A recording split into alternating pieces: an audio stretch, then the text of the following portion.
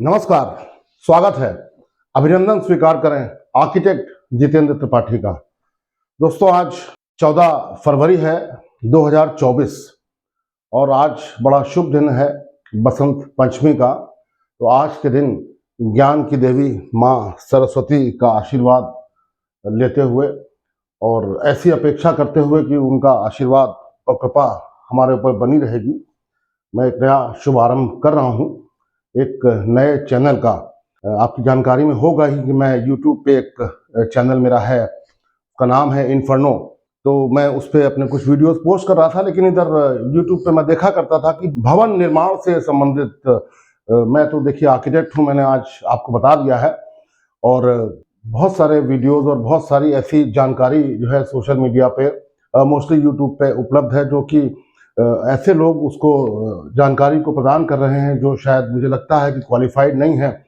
और ये भी मुझे लगता है कि जब वो जानकारियां देते हैं तो वो अपूर्ण होती हैं, इनकम्प्लीट होती हैं, और ऐसा भी लगता है कि ये जानकारियां जो है भ्रामक हैं। मैंने सोचा कि मैं इस फील्ड में करीब मुझे 30 साल का एक्सपीरियंस हो चुका है, मतलब अपार्ट फ्रॉम माई जो मैंने पढ़ाई की थी 5 साल, उसके अलावा 30 साल का एक्सपीरियंस हो गया। तो क्यों ना उस एक्सपीरियंस को आपके साथ शेयर किया जाए। और अभी तक जितना मैंने सीखा है, जाना है, समझा है ये जो भवन निर्माण के संदर्भ में, उसको आपसे शेयर किया जाए। और जितनी भी जानकारी मैंने प्राप्त की है, जो भी मैंने अनुभव जुटाए हैं, वो सब आपके सामने किए जाएं, जिससे कि आपको और जो भी आम जनता है जिनको अपना मकान बनवाना है या भवन निर्माण कराना है, उनको इस बात के लिए मैं तैयार कर सकूं कि भवन निर्माण में क्या क्या आवश्यकताएं होती हैं और क्या अच्छे मटेरियल्स होते हैं और क्या अच्छी टेक्नोलॉजी होती है, और किस तरीके से अपने पैसे को बहुत ही जुडिशियसली खर्च किया जाए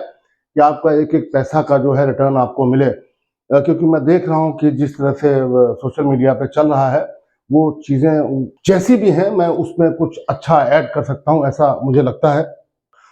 तो दोस्तों, शुरू करते हैं आज की चर्चा। और मैं ये भी बता दूं कि इस तरह के वीडियो जो हैं, इस एक वीडियो में तो ये सारी जानकारी हो नहीं सकती, एक सतत प्रक्रिया है और ये चलता रहेगा। भवन निर्माण के और घर के बनाने के बहुत सारे जितने भी सैकड़ों हजारों पहलू हैं, वो सबसे मैं आपको वाकिफ कराऊंगा और सबकी जो है चर्चा आपके साथ करूंगा और सबका अनुभव आपके साथ शेयर करूंगा। क्या होता है आर्किटेक्चर? कहा यह जाता है कि architecture is mother of all arts. तो माँ सरस्वती का आशीर्वाद लेने के बाद हम लोग अपना सफर जो है शुरुआत करते हैं। आज का टॉपिक जो है, मुझे लगा कि आज पहला संवाद है हमारे और आपके बीच में, तो यही टॉपिक जो है ये बेस्ट होगा और इससे उपयुक्त कोई चीज़ हो नहीं सकती कि why do we need an architect. और हम हिंदी में इसको कहें तो हमें भवन निर्माण के लिए एक आर्किटेक्ट की आवश्यकता क्यों होती है। और तब जबकि मैं आपको बता ही चुका हूँ कि architecture is mother of all arts. और मैं इसमें आगे जोड़ना चाहता हूँ कि all architects are its most worthy sons and daughters of this mother architecture. तो हमें भवन निर्माण के लिए आर्किटेक्ट की आवश्यकता इसलिए होती है कि आर्किटेक्ट ही वही शख्स है जिसने इसकी पूरी पढ़ाई कर रखी है। और बिल्डिंग तो देखिए बनती है तो उसमें बहुत सारे लोगों का योगदान होता है, लेकिन उसकी जो परिकल्पना है, जो उसका जनक है, वो तो सिर्फ आर्किटेक्ट ही हो सकता है, क्योंकि परिकल्पना से ही सारा काम भवन निर्माण का शुरू होता है। और बिना परिकल्पना के तो कोई भी बात आगे बढ़ नहीं सकती। और एक बार जब उसकी डिज़ाइन बन गई, परिकल्पना यानी डिज़ाइन, और डिज़ाइन बनने के बाद फिर हमारे साथ बहुत सारे लोग इसमें जुड़ते हैं, जैसे कि हमारे जो मित्र हैं, सहयोगी जो हैं, सिविल इंजीनियर्स और मैकेनिकल इंजीनियर्स और लैंडस्केप डिज़ाइनर्स, और बहुत सारे लोगों की एक टीम होती है जिनका कि एक मिला जुला प्रयास होता है, तब जाके एक बहुत बढ़िया, खूबसूरत, देखने लायक और आनंद पाने लायक एक बिल्डिंग जो है बन के तैयार हो पाती है। तो मैं बता रहा था कि आर्किटेक्ट जब बच्चा, जब उसका एडमिशन होता है आर्किटेक्चर में, तो ऐसा नहीं होता है कि उसको एक प्लॉट साइज दे दिया कि 1000 स्क्वायर फीट के प्लॉट पे ये 2 कमरे का घर बना दो, इस तरह होता नहीं है। आर्किटेक्चर बेसिकली है क्या? वो आर्ट और टेक्नोलॉजी का जो है समागम है। और एक आर्किटेक्ट को यही दोनों चीज़ जो है पढ़ाई जाती हैं और सिखाई जाती हैं, और इसी में उसको पारंगत किया जाता है।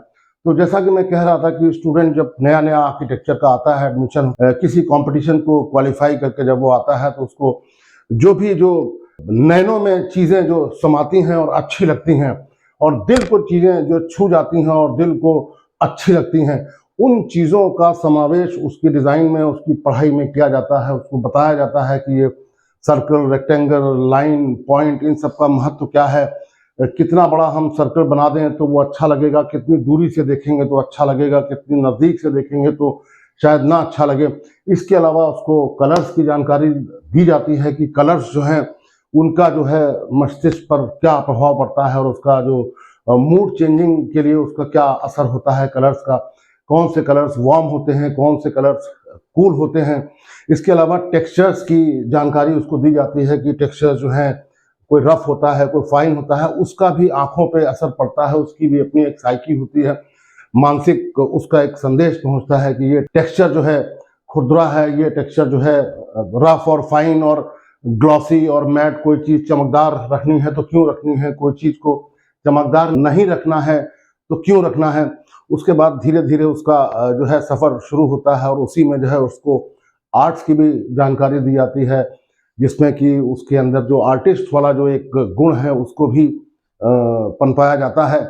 और धीरे धीरे करके वो first year, second year, third year, fourth year, फिर बड़ी बड़ी बिल्डिंगें, डिफरेंट टाइप्स ऑफ बिल्डिंग्स बनाने का उनका सिलसिला जो है शुरू हो जाता है। फिर आते आते फाइनल ईयर होता है, तब तक फाइनल ईयर तक आते आते जब वो अपनी थीसिस का काम करता है तब तक वो करीब करीब 40-50 प्रोजेक्ट कर चुका होता है और उसी में वो बिल्कुल अपनी विधा में जो है होशियार और पारंगत हो चुका होता है। तो ये तो एक छोटा सा परिचय था कि आर्किटेक्ट जो है किस तरह से तैयार किया जाता है और क्यों जो है किसी आर्किटेक्ट के पास ही जाएं हम नक्शा बनवाने के लिए। क्योंकि ऐसा लगता है मकान तो आपने बहुत सारे देखे होंगे, रोज किसी के घर जाना होता है, अपने कॉलोनी में, मोहल्ले में जहाँ रहते हैं आसपास मकान देखते ही होंगे, तो ऐसा लगता है कि बड़ा आसान काम है, लेकिन ये इतना आसान काम है नहीं।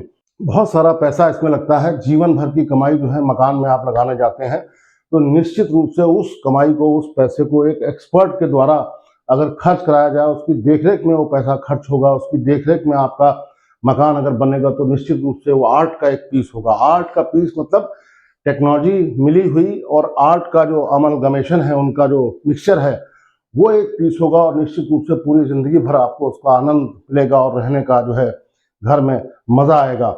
और कैसे आर्किटेक्ट जो है इतनी अच्छी अच्छी बिल्डिंगें बनाते हैं, इतने अच्छे अच्छे भवन बनाते हैं जो आपके दिल में समा जाते हैं और कभी आप उनको देखें तो आपकी तबीयत बिल्कुल प्रसन्न हो जाती है और मन में एक ऐसी छवि जो है वो छप जाती है कि बहुत दिनों तक वो निकलती नहीं है। बहुत सारी बिल्डिंगें आपने देखी होंगी, अगर आप अपने प्रदेश में हैं, अपने शहर में हैं, अपने देश में हैं, कोई ना कोई ऐसी खास बात जरूर होगी जो आपको लगता होगा ये बिल्डिंग बहुत अच्छी है, तो उसमें बड़ी मेहनत गई होती है।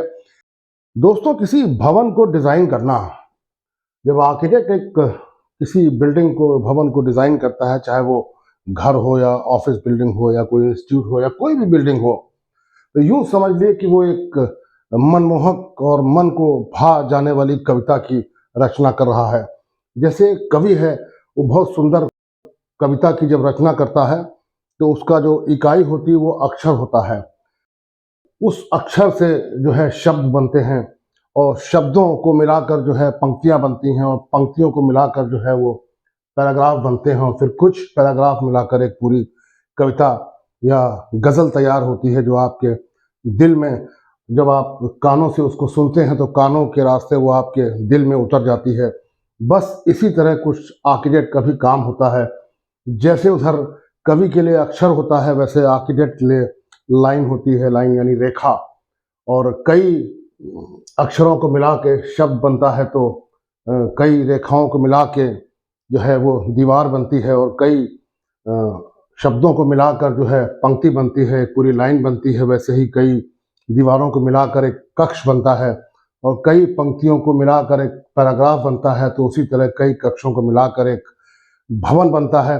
बस इसी तरह से कुछ समानता है कवि की रचना में जो आपके दिल को छू लेती है, और जो आर्किटेक्ट जो है अपने भवन को डिजाइन करता है तो वो आपके दिल को छू लेता है और सदा ही आपके आनंद का कारण बना रहता है। It is a pleasure for a life time. वो आपने सुना होगा दोस्तों, एक मशहूर बहुत लोकप्रिय गज़ल है, रेखाओं का खेल है मुकद्दर, रेखाओं से मात खा रहे हो। तो ऐसा ही कुछ हमारे साथ भी है कि रेखाएं तो हैं, जो जिन रेखाओं की यहाँ बात हो रही है इस गज़ल में वो ये रेखाएं हैं।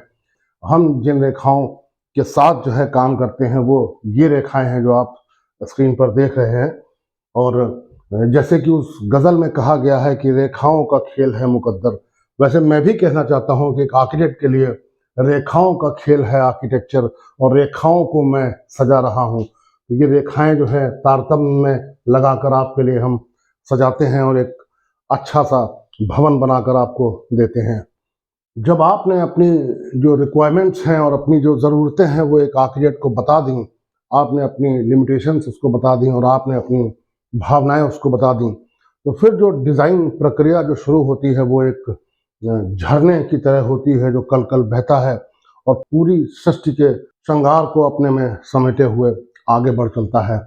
और फिर वो चाहे मौसम हो, ठंडी हवा हो, पहाड़ हो, खूबसूरत पेड़ हों, वृक्ष हों, पौधे हों, खूबसूरत फूल हों, पूरी सृष्टि को समाये हुए उसकी सुंदरता को, उसकी खूबसूरती को अपने साथ लिए हुए चलता है और फिर एक अच्छी सी डिज़ाइन निकल के आती है जो आपको आनंद से सराबोर कर देती है।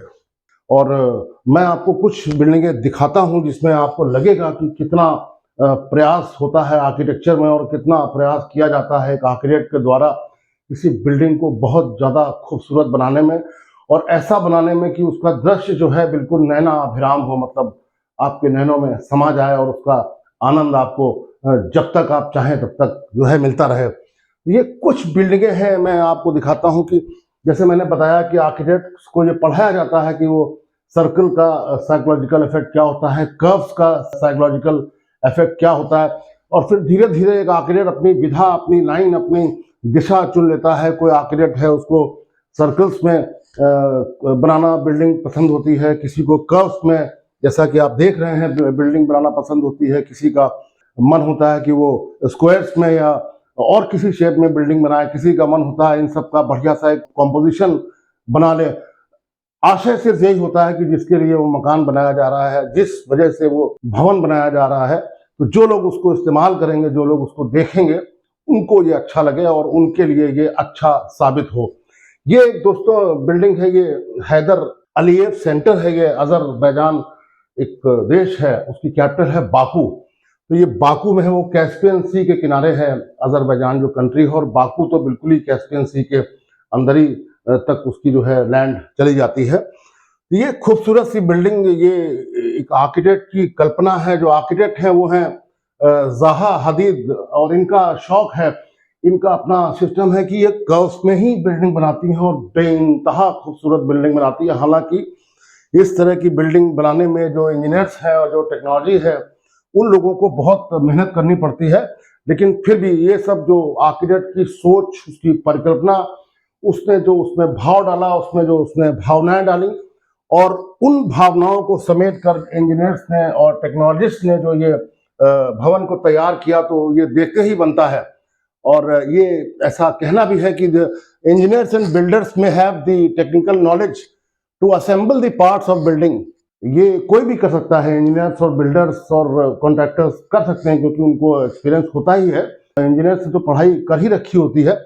वो बिल्डिंग के पार्ट्स को असेंबल कर सकते हैं, but only the architect has the training and years of study in aesthetics. And जो एस्थेटिक मतलब जो खूबसूरत लगने वाली चीज, जो आंखों को खूबसूरत लगती है, वो जो चीज है और वो जो टैलेंट है एस्थेटिक बिल्डिंग बनाने का, और उसको टेक्नोलॉजी को जो है एस्थेटिकली अपने डिजाइन में समा लेने का, ये जो टैलेंट है ये किसी आर्किटेक्ट के अंदर ही हो सकता है। ये डेली प्रेस ने लिखा हुआ है, ऐसे बहुत सारे कोट्स हैं, कभी आप देखेंगे सोशल मीडिया पे या कहीं भी, तो ये आर्किटेक्ट की खूबी होती है। इसलिए ही आपको सिर्फ एक आर्किटेक्ट के पास एज एन एक्सपर्ट कि वो हमारी बिल्डिंग की देखभाल करेगा और टाइम से बिल्डिंग का निर्माण होगा, और जो तरीका सही तरीका है, सही टेक्नोलॉजी है, और जो डिजाइन उसने सोच रखा है आपके लिए, उसका प्रॉपरली उसका इम्प्लीमेंटेशन होगा।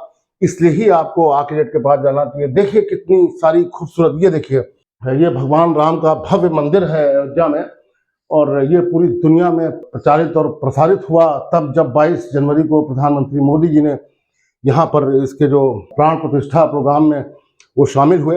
और ये इतना खूबसूरत मंदिर है कि ये आंखों में बिल्कुल समा जाए और इसको आप देखते रहें हमेशा के लिए, और ऐसा लगता है कि इससे नजर ही ना हटाई जाए। वैसे भी भगवान राम का मंदिर है तो बिल्कुल नैनाभिराम दृश्य, मतलब बेइंतहा खूबसूरत।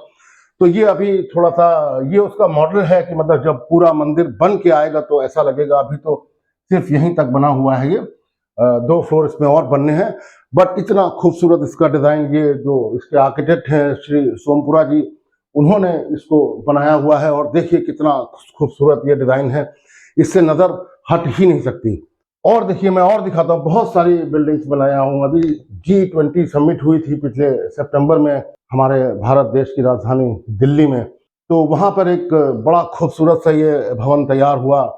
और इसमें जो है इंडिया का जो आर्किटेक्चर है और इंडिया का जो हमारी परंपराएं हैं और जो हमारा आध्यात्म है और जो हमारे जो भी हमारा कल्चर है उसको भी इसमें समाहित किया गया है। इतनी खूबसूरत सी नटराज की मूर्ति यहाँ पर लगाई गई है। और ये देखिए, मैंने कहा था कि कोई किसी को इंटरेस्ट है गोल बिल्डिंग बनाने में, किसी को इंटरेस्ट है कोई और शेप लेने में, तो ये हमारे आर्किटेक्ट हैं आर्कॉप एसोसिएट्स। और इसमें तो मैं बड़े गर्व से कहता हूं कि हमारे ही कॉलेज के पढ़े हमारे साथी संजय सिंह, वो भी इस टीम में शामिल हैं और बड़ा शानदार उन्होंने काम किया है। और बड़ा गर्व होता है कि हमारे कॉलेज में हमारे साथ का पढ़ा हुआ लड़का इतना अच्छा काम करे, जिसकी पूरी देश में तारीफ हो और प्रशंसा हो और जिसका प्रचार और प्रसार पूरी दुनिया में हो। क्योंकि G20 समिट में करीब करीब 70-80 देशों के लोग आते हैं और इन सबके विजुअल्स जो है उन देशों में, और जो देश नहीं भी आते हैं, ये मान लीजिए कि पूरी दुनिया में ये विजुअल्स पहुंचते हैं। तो ये बहुत खूबसूरत एक बिल्डिंग है, इसका नाम है भारत मंडपम। और यहाँ पर भी G20 समिट की कुछ मीटिंग्स हुई थी। एक बिल्डिंग ये है आपके सामने की एक परिकल्पना की गई, उसको फिर इंजीनियर्स ने और टेक्नोलॉजिस्ट ने उसको अपने हिसाब से खड़ा किया है बिल्डिंग को। बट परिकल्पना तो आर्किटेक्ट की है, पूरा मॉनिटरिंग और पूरा कैसे बनेगी बिल्डिंग वो ये आर्कॉप एसोसिएट्स ने किया है। इनकी बड़ी टीम है आर्किटेक्ट की, और उसमें हमारे साथी जो हैं संजय सिंह वो भी इसमें शामिल हैं। उनको बहुत बहुत बधाई और शुभकामनाएं। इस बिल्डिंग को, इस भवन को कौन नहीं जानता, ये मोहब्बत का जीता जागता दस्तावेज है। ये लगभग 500 साल पुराना ये ताजमहल है और दुनिया भर से करोड़ों लोग उसको देखने आ चुके हैं। अमेरिका के राष्ट्रपति एक बार आए थे, बिल क्लिंटन, जब ताजमहल देखने गए थे आगरा में, तो उन्होंने कहा था कि the world can be divided into 2 types of people. इस दुनिया को हम 2 तरह के लोगों में डिवाइड कर सकते हैं, एक वो जिन्होंने ताजमहल को देखा है और एक वो जिन्होंने ताजमहल को नहीं देखा। इतना खुश हो गए थे वो इस बिल्डिंग को देखकर, इस भवन को। ये मकबरा है और बेइंतहा खूबसूरत, मतलब इसके सामने कितने लोगों की तमन्ना होती कि हम इसको देखें और इसके सामने बैठ के अपनी फोटो खिंचाएं। और बिल क्लिंटन के जो शब्द थे उससे और इसको जो है ख्याति मिली और ज्यादा टूरिस्ट के आने का सिलसिला यहाँ बढ़ गया। आप देख ही सकते हैं कि ये कितना खूबसूरत है। अब इसकी खूबसूरती की चर्चा करें तो इसी पे ही 1-2 घंटे का प्रोग्राम बन जाएगा, लेकिन मैं ऐसी बहुत सारी बिल्डिंगें लाया हूं जो आपका जो है मन मोह लेंगी और फिर मैं उस पर चर्चा करूंगा आगे।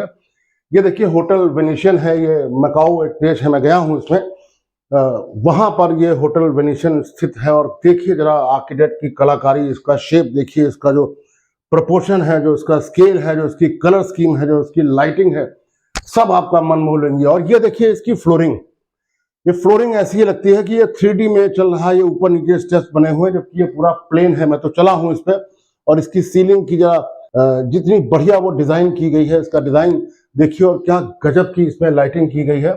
ये जो समा है वो एक आर्किटेक्ट ही बांध सकता है। और इसके जो कॉन्फ्रेंस हॉल है उसका इंटीरियर देखिए, और ये कोई और हॉल है उसका इंटीरियर देखिए, और अंदर जो है पानी क्रिएट कर देना, और इसके चारों तरफ जो है कैनाल क्रिएट कर देना जिसमें नावें चल रही हैं, और वो कैनाल होटल के अंदर तक आती है और बाहर से आती है। मतलब वो गजब का नजारा है जो आपका बिल्कुल मन मोह लेगा। ये काम सिर्फ एक आर्किटेक्ट ही कर सकता है। और देखिए ये है मलेशिया का पेट्रोनास टावर्स, ये एक वहां की पेट्रोलियम कंपनी है, इसी के नाम पर ये पेट्रोनास टावर रखा गया। मैं यहाँ भी गया हूँ, मतलब अद्भुत है ये, मतलब इसका नजारा। और मैं क्या बताऊं, इसको देखते रहिए। और ये ऐसे कनेक्टेड है आपस में कि जब कभी इसमें वाइब्रेशन होगा तो वो संभाल लेगा इसको, ये टावर इसको संभाल लेगा। इस तरह से मतलब ये भी जो है टेक्नोलॉजी और जो आर्ट है, जो कला है, उसका एक अद्भुत समागम है। ये मलेशिया की राजधानी कुआलालंपुर में ये पेट्रोनास टावर जो है स्थित है और इसके जो आर्किटेक्ट हैं Cesar Pelli and associates. Petronas tower इस बिल्डिंग का नाम है। और ये देखिए ये जो है भारत की राजधानी नई दिल्ली में जो अपना बहाई टेम्पल है, इसके आर्किटेक्ट हैं फरीबोर साहबा।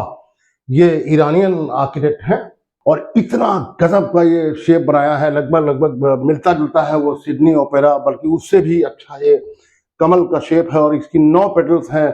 वो बहाई धर्म में कुछ 9 अंक का उसमें थोड़ी सी इंपॉर्टेंस है, तो वो ये 9 पेटल्स बनाई गई हैं। और ऐसा मुझे याद है इसकी ये जो कंक्रीट का जो इसका ये स्ट्रक्चर बना था, इस पे जो टाइल लगी थी, आप देखिए एक एक टाइल का, ये कोई भी टाइल रेक्टेंगुलर नहीं है, एक एक टाइल में इसका हर सिरा जो है कर्व्ड है। 4 साइड्स की अगर टाइल है तो चारों जो है कर्व्ड हैं। और इसकी टाइल्स का जो कटिंग हुई थी वो इटली से कंप्यूटराइज और बड़ा बहुत कैलकुलेटिव जो कटिंग वगैरह इसकी हुई थी, तब जाके इस पे ये टाइल क्या बल्कि ये मार्बल लगा हुआ है, इस पे इटालियन मार्बल लगा हुआ है। तो आप इसको देखिए, इसकी खूबसूरती जो है देखते ही बनती है। ये भी काम एक आर्किटेक्ट ने किया है। और फिर देखिए, फिर ये पुरानी बिल्डिंगें भी देख लिए, क्योंकि आज तो आर्किटेक्ट अच्छा काम कर ही रहे हैं और अच्छा काम तो जैसे जैसे समय बीतेगा वो तो और अच्छा होता ही जाएगा, क्योंकि टेक्नोलॉजी का भी सहारा मिलेगा, उसका भी एडवांटेज मिलेगा। और आर्किटेक्ट का जो इमेजिनेशन है वो भी आजकल बहुत कायदे से उड़ रहा है और पता नहीं कहाँ कहाँ तक इमेजिनेशन जा सकता है। तो ये एक बिल्डिंग है, ये लंदन में है। ये द पैलेस ऑफ वेस्टमिंस्टर है, इसके आर्किटेक्ट हैं चार्ल्स बैरी। और ये लंदन में बिल्डिंग है। और देख लिए पुरानी जो इसकी कला है, जो पुराना इसका आर्ट है, उसको किस तरीके से जो है टेक्नोलॉजी में जो है इसको लपेटा गया है, उसमें अमलगमेट किया गया है। अपने आप में बहुत ही खूबसूरत समा है इस बिल्डिंग का।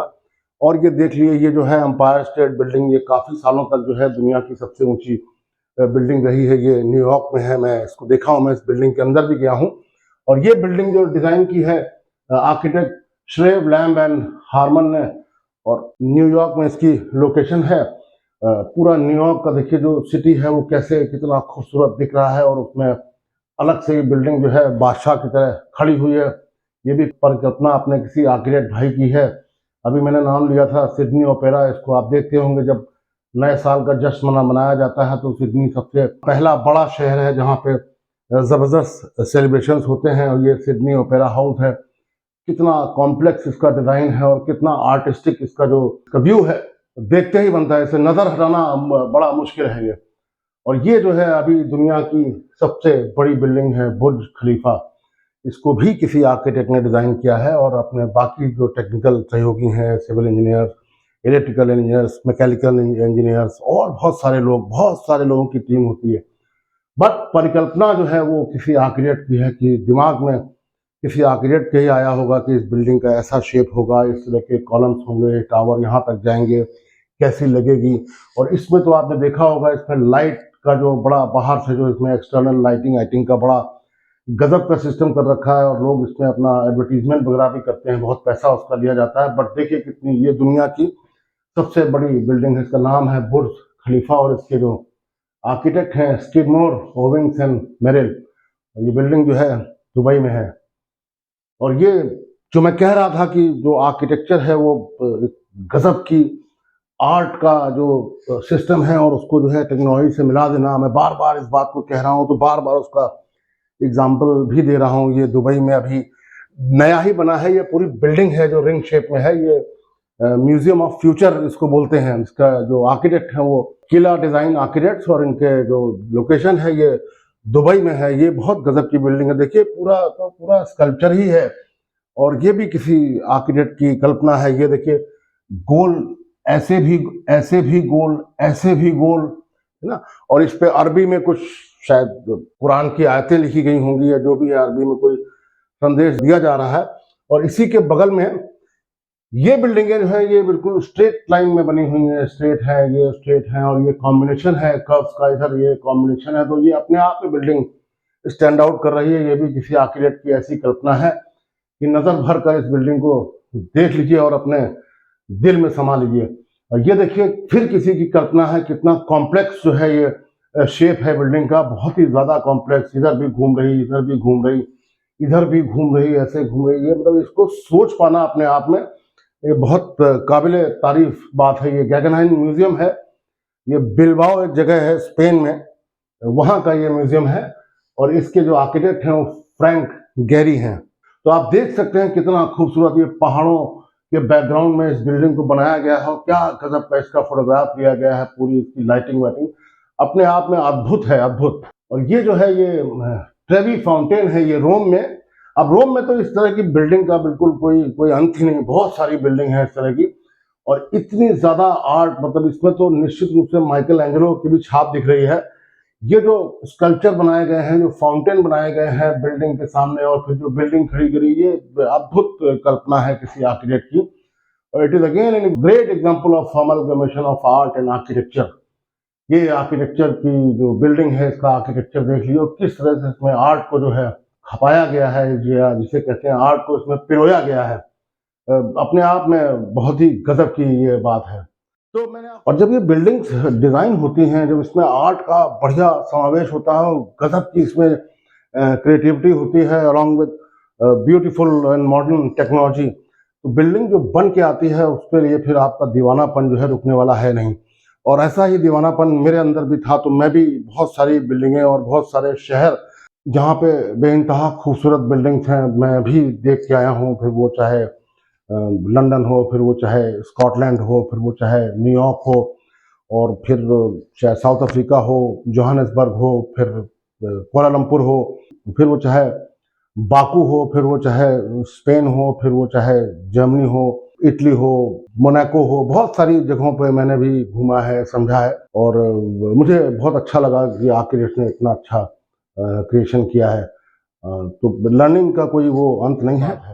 तो मैंने आपको बताया था कि आर्किटेक्ट से ही इतनी सारी अच्छी बिल्डिंगें आपने देखी, मतलब इसका तो कोई अंत ही नहीं है। हजारों बिल्डिंगें ऐसी हैं दुनिया में जो मैं आपको दिखा सकता हूँ। आपने खुद भी देखी होंगी तो आपको लगता होगा कि कौन है, मतलब ये कौन चित्रकार है जिसने इतना अच्छा सोचा और इतना अच्छा उसको जमीन पर उतार दिया, जिसको कि हम लोग देख रहे हैं और हम उसका मजा ले रहे हैं, उसका इस्तेमाल कर रहे हैं।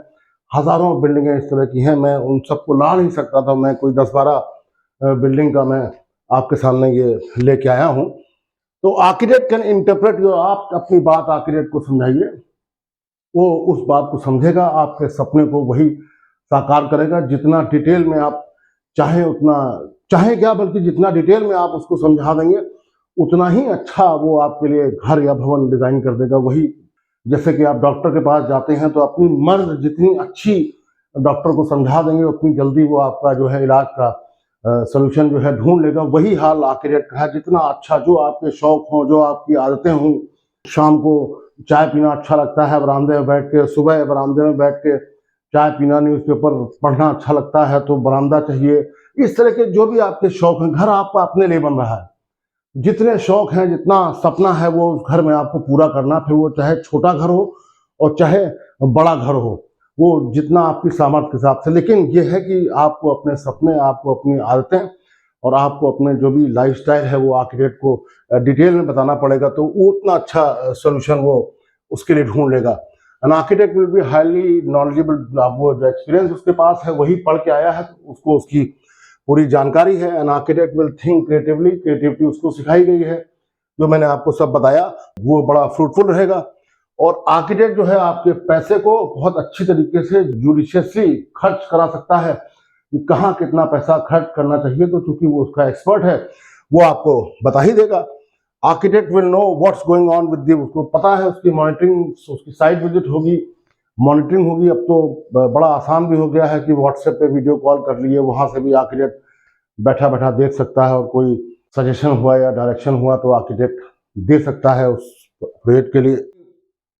कोई प्रॉब्लम आती है निर्माण में, कहीं कोई बात फंस गई तो उसका सोल्यूशन आर्किटेक्ट निकाल ही लेगा। और कहीं कोई अगर दिक्कत है तो जो बेस्ट सोल्यूशन है वो आर्किटेक्ट के पास ही होगा, तो उस पर अमल करना आपके लिए आसान हो जाएगा। The architect will manage the contractors and consultants and can prevent exploitation. आपका एक्सप्लॉयटेशन मतलब ये है कि बहुत सारे जो कंसल्टेंट्स उसमें इन्वॉल्व होते हैं, जैसे इलेक्ट्रिकल कंसल्टेंट हो गया, मैकेनिकल हो गया, स्ट्रक्चरल कंसल्टेंट हो गया, कोई और कंसल्टेंट हो गया, मान लीजिए इंटीरियर कोई और कर रहा है तो इंटीरियर डिजाइन कंसल्टेंट हो गया, तो वो आर्किटेक्ट उससे जो है अपना सामंजस्य जो है बैठा लेगा और आपके लिए एक अच्छा सोल्यूशन तैयार कर देगा। और सबसे बड़ी बात जो लास्ट में पॉइंट लिखा है कि वो आपका जो हेडेक है, ये सारी जिम्मेदारी अगर आपके ऊपर आ गई कि छोटी छोटी चीज़ आपको जानकारी उसकी लेनी है, वो आपको खरीदनी है, जाहिर सी बात है आप खरीदेंगे तो आप मार्केट सर्वे करेंगे तो आपको 10 दुकानों पे बहुत सारे शोरूम पे जाना पड़ेगा, फिर मटेरियल के बारे में आपको जानकारी नहीं होगी तो इतना टाइम और इतना पेन आपको लेना पड़ेगा। वो पेन आर्किटेक्ट कम कर देगा, क्योंकि उसके पास तो रेडीमेड सोल्यूशन है, उसको मालूम है कौन सी चीज़ कहाँ अच्छी मिल रही है और क्या इसकी प्रॉपर्टीज हैं, क्या उसका जो है लाइफ स्पैन है, कितनी उसकी ड्यूरेशन है, सब उसको पता है। और आर्किटेक्ट जो है, जाहिर सी बात है, जो आदमी आप क्लाइंट हो गए, आर्किटेक्ट डिजाइनर हो गया आपका, और जो हर मकान के लिए, हर भवन के लिए एक एग्जीक्यूटर चाहिए होता है, जिसको हम कभी ठेकेदार भी बोलते हैं। अगर ठेकेदार कर रहा है या आपने कोई अपनी टीम लगा रखी है तो वहां पे वो टीम हो जाएगी। तो आर्किटेक्ट का काम है क्लाइंट और उस टीम के साथ, कॉन्ट्रैक्टर की टीम के साथ आपका सामंजस्य बैठाना। तो अपने आप अगर आप करेंगे, अगर आपने किसी आर्किटेक्ट की सर्विस नहीं ली, मुझे जानकारी है कि छोटे शहरों में आर्किटेक्ट नहीं है और वो शायद ड्राफ्टमैन वगैरह या कहीं से भी कोई किसी तरीके से काम चला लेते हैं, मजबूरी है। लेकिन अगर बड़े शहर हैं आपके, छोटे शहर के पास कोई बड़ा शहर है, तो आपको आर्किटेक्ट के पास जाना जरूर चाहिए, क्योंकि जितनी उसकी फीस होगी उससे ज़्यादा पैसा वो आपका बचवा देगा। उसी से जो आपका पैसा बचवाएगा उसी से वो अपनी फीस निकालेगा, वो बचवाएगा अपनी एक्सपर्टीज से, अपनी टेक्निकल जो उसका जो टैलेंट है उससे वो आपका पैसा बचवाएगा। नहीं आर्किटेक्ट के पास जाएंगे तो इस तरह की कुछ चीज़ें हो सकती हैं कि गलत कॉलम कास्ट हो जाएगा, इस तरह की कुछ गलतियां हो जाएंगी। इसका जो भरपाई आपको करनी पड़ेगी, इसको तोड़ के दोबारा करना पड़ेगा, ये वाकई बहुत महंगा होगा। और इसको जब तोड़ना पड़ेगा, बिल्डिंग नई बन रही है, उसमें अगर कोई टूट फूट होती है तो बिल्डिंग को बहुत ज़्यादा कमज़ोर कर देती है। नया घर बन रहा है, अभी वो प्रॉपर्ली सेटल नहीं हुआ है, कंक्रीट उसका सेटल नहीं हो पाया, और अगर गलत बन गया तो आपको ये तोड़ना पड़ेगा, तो वो जो मकान है वो पूरा हिल जाएगा, उसमें वाइब्रेशन से उसकी जो स्ट्रक्चर, जो उसकी जो स्टेबिलिटी है, उसको धक्का पहुंचेगा। तो इस तरह के कुछ चीज़ें होती हैं कि जहाँ पे आर्किटेक्ट का इन्वॉल्वमेंट नहीं होता। आप देखिए, इन्होंने एक सीढ़ी ऐसी बना दी जो चली गई, अब यहाँ घूमने की जगह ही नहीं है, और ये बन गई है तो बिल्कुल तो उसकी जीवंत जो है तस्वीर है कि इधर से कोई जाने की जगह ही नहीं है। इसी तरह यहाँ पे एक सीढ़ी बन गई, यहाँ पे इसकी लैंडिंग ही नहीं, यहाँ कैसे आदमी जाएगा और कैसे जाएगा। मतलब इस तरह की गलतियां होती रहती हैं, और इसमें फिर बहुत सारा टाइम वेस्ट होता है, बहुत सारा पैसा वेस्ट होता है। और जो स्ट्रक्चर है, अगर इसको तोड़ के दोबारा बनाएंगे तो जो मूल स्ट्रक्चर है, बेसिक स्ट्रक्चर मकान का, पूरा हिल जाएगा और वो कमजोर हो जाएगा। तो उसकी जो लाइफ स्पैन है, जितनी उसकी जिंदगी है मकान की, बिल्डिंग की, वो कम हो जाएगी। और ऐसी बहुत सारी गलतियां होती हैं, बड़े बड़े उसमें भी हो जाती हैं कि ये एक कॉलम है और ये एक ब्रिज बना हुआ है, उसके बीच में कॉलम आ गया, और ये है कि सीढ़ी को बंद करने के लिए दरवाजा लगाया गया तो सीढ़ी नीचे से जा रही, यहाँ से आदमी निकल सकता है। इस तरह की जो गलतियां हैं, छोटी बड़ी हर तरह की गलतियां होती रहती हैं, जो आपके लिए फाइनेंशियली बहुत नुकसानदायक है।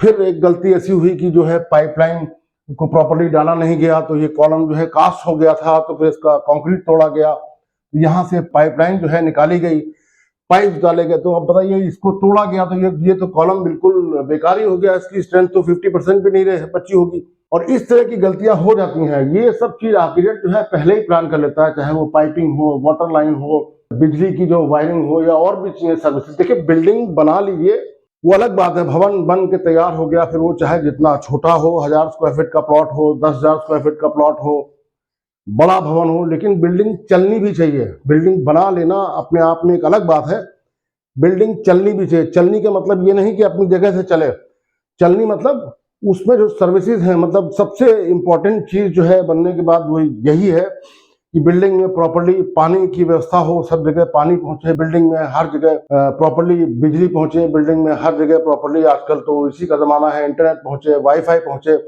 और भी चीजें हैं बिल्डिंग में जो बहुत, मतलब ऐसी ऐसी बिल्डिंगें हैं दुनिया में जो शाम के टाइम जब सूरज नहीं होता है तो वो खिड़कियां खुल जाती हैं या छज्जे छोटे हो जाते हैं। जिस वक्त सूरज की धूप ज़्यादा होती है तो छज्जे अपने आप ऑटोमेटिकली सेंसर से आगे बढ़ जाते हैं, पर्दे खुल जाते हैं, जब ज़रूरत है तो पर्दे खुल जाएंगे, वो ऑटोमेटिकली टाइम रहता है, या सेंसर जो है सनलाइट के हिसाब से काम करता है। ऐसी सारी बिल्डिंग, ये सब चलना चाहिए। बिल्डिंग की लिफ्ट है वो चलनी चाहिए, 15 मंजिल की बिल्डिंग है, 50 मंजिल की बिल्डिंग है, तो प्रॉपर्ली लिफ्ट का अरेंजमेंट हो, वो बिल्डिंग की जो लिफ्ट हैं वो प्रॉपर्ली प्लेस्ड हों, वो चलनी चाहिए।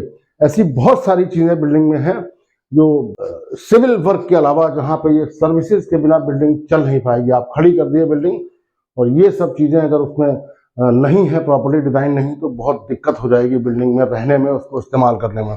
तो इस तरह की गलतियां और बहुत सारी गलतियां, मतलब छोटा सा एग्जाम्पल आपके सामने लेके आया हूं। तो दोस्तों, मैंने आपको शुरू में बताया था कि मेरा ये मन था कि मैं, चूंकि मेरा सब्जेक्ट है और मुझे 30-32 साल का एक्सपीरियंस हो गया है, और मैंने सोचा कि ये जो मेरा एक्सपीरियंस है, जो मेरे फील्ड है, जो जिसमें मुझे एक्सपर्टाइज थोड़ी बहुत भी जो है हासिल है, उस फील्ड से आपको वाकिफ कराऊं और आपकी कोई भी समस्या अगर है तो मैं उसमें आपकी मदद करूं। मैं इसके लिए अभी तो फिलहाल आपको काम चलाना होगा, जो हमारी मेल आईडी है वो हमारे यूट्यूब चैनल पे उपलब्ध रहेगी, और फिर अगर आप लोगों का सपोर्ट रहा और आप लोगों को लगा कि हमें ये सवाल पूछने चाहिए और आपकी कोई क्वेरीज होंगी, तो मैं एक नंबर भी जारी करूंगा जिसमें मैं आपको एडवाइस दूंगा। जो भी आपको पूछना है, बताना है, मैं वो कर सकता हूँ। और मैंने दोस्तों इस चैनल का नाम, चूंकि ये नक्शे बनाने की बात हो रही है और नक्शा बनाना मेरा काम है, मैं 30-32 साल से नक्शे ही बना रहा हूँ और बहुत सारे नक्शे बना चुका हूँ। फिर वो चाहे स्कूल्स हों, कॉलेजेस हों, हॉस्पिटल्स हों, मेडिकल कॉलेज हों, यूनिवर्सिटीज़ हों, ऑफिस बिल्डिंग्स हों, और बहुत सारी तरीके की मैं बिल्डिंग्स बना चुका हूँ, उनके नक्शे बना चुका हूँ। तो अपने चैनल का नाम रखा है मैंने नक्शेबाज। तो इसको आप सपोर्ट करिएगा। और आज मैंने इसका जब शुरुआत की है तो मेरे पास एक भी सब्सक्राइबर इसका नहीं है। माँ सरस्वती की कृपा से और आप लोग के सहयोग से मेरे ख्याल से सब्सक्राइबर की संख्या दनादन बढ़ेगी। आर्किटेक्चर और वास्तुकला की बात करना दोस्तों हमेशा एक आनंद का कारण रहता है। उसकी चाहे चर्चा करें, चाहे बात करें, चाहे आपसे संवाद करें, तो बिल्कुल एक नगमे की तरह होता है कि एक नगमा हम लोग सुन रहे हैं और उसका आनंद ले रहे हैं। तो बस ये नगमे चलते रहेंगे और मैं आपसे कहना चाहता हूँ कि तुम अगर साथ देने का वादा करो तो यूं ही मस्त नगमे सुनाता रहूं, और ये नगमे चलते रहेंगे और इसका आनंद आता रहेगा। आपसे वादा करता हूं कि ये जो पहला वीडियो है, इसके तारतम्य में, इसी के कंटिन्यूशन में और बहुत सारे वीडियोस मैं आपके सामने लाऊंगा, और बहुत सारी बातें जो भवन निर्माण से जुड़ी हुई हैं, ऐसी बातें जो आपकी समस्याओं को हल कर दें, आपकी समस्याओं को सॉल्व कर दें और आपका जो घर बनाने का सपना है वो आपके लिए काफ़ी आसान हो जाए और आनंददायक हो जाए, ऐसा मैं कुछ प्रस्तुतिकरण आपके सामने करता रहूँगा। तो मुझे लगता है दोस्तों, ये मेरी जो प्रस्तुति है ये आपको पसंद आई होगी, और पसंद आई हो तो मेरे चैनल को सब्सक्राइब करें। अभी इसका एक भी सब्सक्राइबर नहीं है तो पहले, दूसरे, तीसरे सब्सक्राइबर बनिए, मुझे बड़ी खुशी होगी। चैनल को सब्सक्राइब करें, लाइक करें, शेयर करें, कमेंट करें और प्रमोट करें। बहुत बहुत शुक्रिया। नमस्कार।